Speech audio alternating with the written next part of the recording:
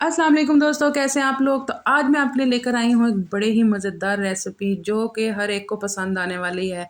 इसे खाने के बाद उँगलियां चाटना तो बिल्कुल भी ना भूलिएगा क्योंकि ये है ही इतने मज़े की। चलें जी, चलते हैं रेसिपी की तरफ। यहाँ मैंने हाफ़ केजी बोन वाला ले लिया था चिकन और साथ 4 गिलास मैंने इसमें पानी डाल दिया था क्योंकि मुझे 2 गिलास चावल बनाने थे। आप अपने हिसाब से देख लीजिएगा।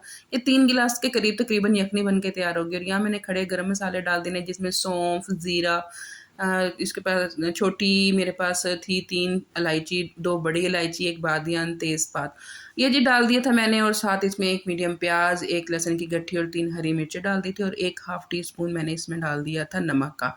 अच्छा, अगर आपके पास साबुत धनिया हो तो वो भी आप इसमें 1 टीस्पून डाल देना। अच्छा जी, इस यखनी की जो जान है वो आपके खड़े गरम मसाले, सौंफ और जो साबुत धनिया हम डालेंगे ना वो, ये तीनों चीज़ें जो है ना आपकी यखनी की जान है। 20 मिनट के लिए मैंने इसको जी रख दिया था लो फ्लेम पे और जी ये हमारी यखनी तैयार हो गई थी। यहाँ पे खुशबू इतने मज़े की आ रही थी, जो गरम मसालों की और सौंफ की थी ना, बहुत स्ट्रॉन्ग सी खुशबू आ रही थी। और यहाँ पे जी मैंने इसको बोटियों को अलग किया और जो यखनी को था वो छान लिया था। इसके बाद जी हमने हाफ़ कप के करीब लेना है ऑयल। आप इसको घी में भी बना सकते हैं, घी में इसका जायका ज़्यादा आएगा। और 1 मीडियम प्याज लेकर मैंने उसको फ्राई कर लिया था। अच्छा जी, यहाँ पे हमने एक चीज़ देखनी है कि अगर आपने चावलों का कलर डार्क करना है तो आप प्याज को उतना डार्क करेंगे। मैंने डार्क नहीं करना था, मुझे नॉर्मल कलर चाहिए था राइस का, तो इसलिए मैंने ज़्यादा प्याज को ब्राउन नहीं किया था। और साथ ही मैंने पिंक होने के बाद 1 टीस्पून मैंने इसमें लहसुन का पेस्ट और 1 टेबलस्पून अदरक और हरी मिर्च कूट के मैंने इसमें डाल दी थी और प्याज को हल्का ब्राउन कर लिया था और थोड़े से खड़े गरम मसाले डाल दिए थे। साथ ही साथ मैंने चिकन डाल दिया था। अच्छा, यहाँ पे आपने चिकन को ना प्याज़ों के साथ अच्छे से फ्राई कर लेना है कि एक चिकन आपको नज़र आए बीच में भी हल्का-हल्का गोल्डन हो गया, फ्राई हो गया। ये जो है ना आप जब भी बनाएँगे ना तो कोई भी ऐसा इंसान नहीं होगा कि तारीफ़ किए बगैर रह सके।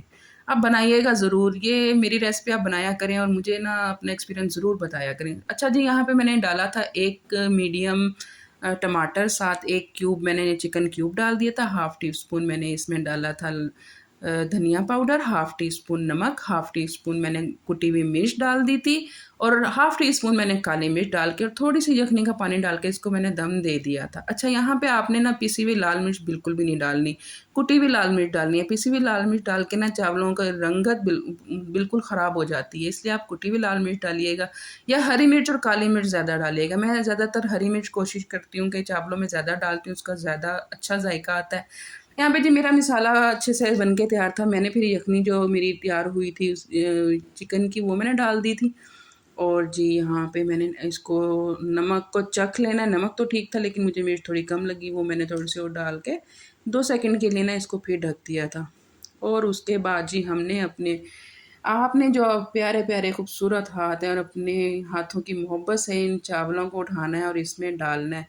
बस जी, और फिर इसको मिक्स करके ना आपने तकरीबन इसको 15 मिनट का दम लाज़मी देना है, ये बात याद रखिएगा। अच्छा, मैंने लीमू डाल दिया था, आप लीमू की जगह सिरका भी डाल सकते हैं। इसका पर्पज़ ये है कि आपके चावलों को जुड़ने नहीं देगा, खिले-खिले चावल बनेंगे आपके, बिल्कुल आपस में जुड़ेंगे नहीं। ये देखें जी माशाल्लाह से यहाँ पे जी मेरे दम का टाइम हो रहा था और बिल्कुल तैयार थे ये दम पे लगने के लिए। और मैंने जी यहाँ पे देसी तरीके से दम लगाया रुमाल वाला। अगर आप रुमाल वाला दम नहीं लगाना चाहते तो उसमें आप बगैर बस ढक्कन रखे हल्की आँच पे इसको 15 मिनट का दम दे सकते हैं। मुझे जी शुरू से देसी तरीके से आदत है दम लगाने की, इसलिए मैं ऐसे ही लगाती हूँ। और ये देखिए जी बिस्मिल्लाहिर्रहमानिर्रहीम, माशाल्लाह माशाल्लाह, बहुत बहुत ज़बरदस्त पुलाव तैयार हुआ था। इसकी खुशबू पूरे घर में महक रही थी और यहाँ पे जी हमारे भूख को ना दुगना कर रही थी। और जी हर बाइट में बोटी और हर बाइट में एक अलग ही जायका आ रहा था। जो गरम मसाला था, जो सौंफ थी, उसका बड़ा स्ट्रॉन्ग जायका आ रहा था। इसके साथ जी आप सलाद बनाएँ, रायता बनाएँ, अच्छे से अपने मेहमानों को सर्व करें। और आप जब अपने मेहमानों के आने पे इसको बनाएँगे ना, तो आपके मेहमान तारीफ़ किए बिना जा ही नहीं सकते। ये जी मेरी गारंटी है। और जी फैमिली डिनर हो, कोई भी हो, आप ज़रूर इसको बनाइएगा। ये मेरी रेसिपी को ट्राई किया करें, अपना एक्सपीरियंस मेरे साथ ज़रूर शेयर किया करें। मैं आपके कमेंट्स पढ़ती हूँ और मुझे आपके कमेंट्स पढ़ के जितना अच्छा लगता है ना, मैं अपनी फीलिंग्स आपके साथ बयान कर ही नहीं सकती। फिर कभी वीडियो में हम अच्छी-सी बातें करेंगे कमेंट्री की जगह। और जी यहाँ पे टाइम हुआ जाता है।